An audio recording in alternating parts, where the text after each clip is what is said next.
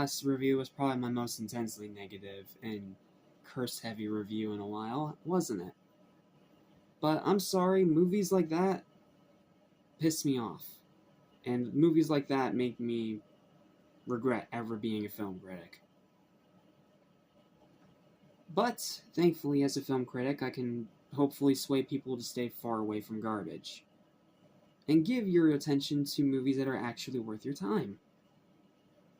This is one of them. This is a movie that I've wanted to review for a while, but unfortunately I've just been so busy that I haven't been able to really fit it in.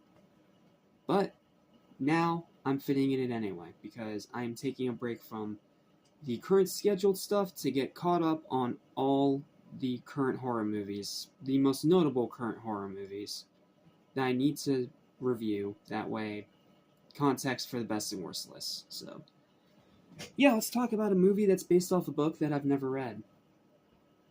So I'm judging this as a movie, so any of you trying to say, oh, it's not accurate to the source material, or the source material deserves better adaptation, throw those comments out right now, because that's not what I'm talking about.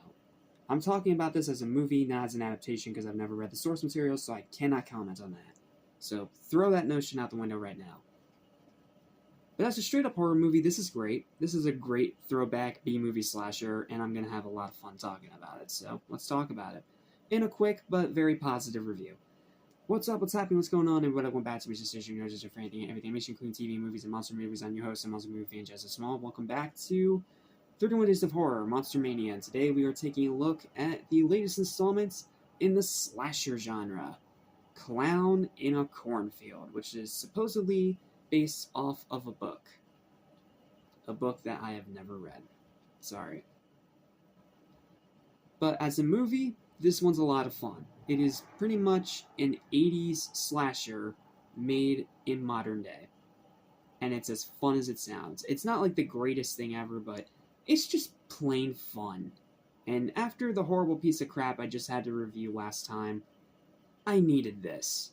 So, what's your premise? Well, a fading Midwestern town in which Frendo the Clown, a symbol of bygone success, reemerges as a terrifying scourge. And that is pretty much all I can tell you about the movie without spoilers. Sorry, but if I try to talk about anything in this movie, almost all of it's going to be a spoiler. Especially the big twist at the end of the movie, which is actually genuinely smart. So, yeah, but people seem to mostly be mixed about it. There are some that really enjoy it, and that there are some that are kind of underwhelmed or let down by it because they don't understand what movie it actually is. So, here I am to set the record straight as I always do. Here is my lengthy, positive written review for Clown in a Cornfield and why it is worth your time. Also, if you have Shudder, get Shudder. It's a damn good streaming service, and this is a movie that is a big reason for why. As well as another one that we're going to talk about in another review that I'm super excited about. But okay, enough rambling. Here's my review. Again, have not read the books, so I cannot say how it works as an adaptation. Unfortunately, I haven't been able to yet read the book series that this movie is adapting, so I can't really say how accurate it is to the source material. However, what I can say is that even without the context, is that this is one incredibly fun old-school slasher that feels like a very passionate throwback to the long-gone era of the 1980s horror classics of the slasher subgenre. The same subgenre that I think the Pooniverse taps into on a regular basis, which is why I really enjoy those movies.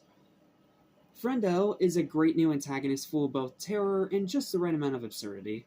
The kills, apologies for the language, are fucking awesome, with tons of creativity and very satisfactory gore. Like, this movie delivers on the carnage candy, in big ways. The humor is really funny, especially since the film itself knows exactly what it is, and it just has fun, for lack of a better term, clowning around, which makes it easier for the audience to have fun right along with it. The script is really sharp and remarkably self-aware, in a way very reminiscent of Scream, but without being a straightforward copy. The premise is ridiculous in all the best ways, and it's the ways that you want it to be ridiculous for a cheesy slasher. And since it is a throwback, it does a great job paying homage to the classic cliches of the subgenre, without coming off as stale or formulaic.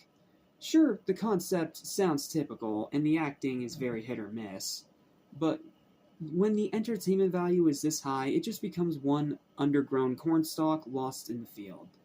To put it simply, if you love 80s horror, this is an absolute must see. If you're one of the people that love the cheesy, super fun, but also very iconic and memorable slasher movies of the 80s, your Nightmares, your Halloweens, your Fridays, you definitely need to check this movie out. Your Chuckies, you definitely need to check this out.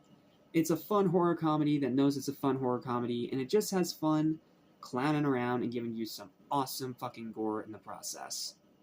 And that is why this movie's final verdict is a high and very well-deserved 8 out of 10. Kick-ass movie. I don't know if it's an actual faithful adaptation to the source material or not, but regardless, I think this movie's kick-ass and worth your time. Definitely check it out if you love old-school slashers. You're going to have a fun time with this one.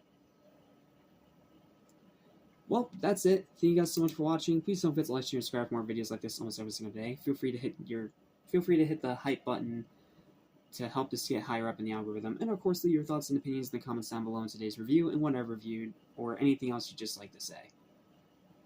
That's all I've got, and next time we have to talk about a movie that I am so excited to talk about, man. Like, I cannot tell you how happy I am that on a normal, regular basis now, we keep getting new installments of this franchise, and they just keep getting better every time.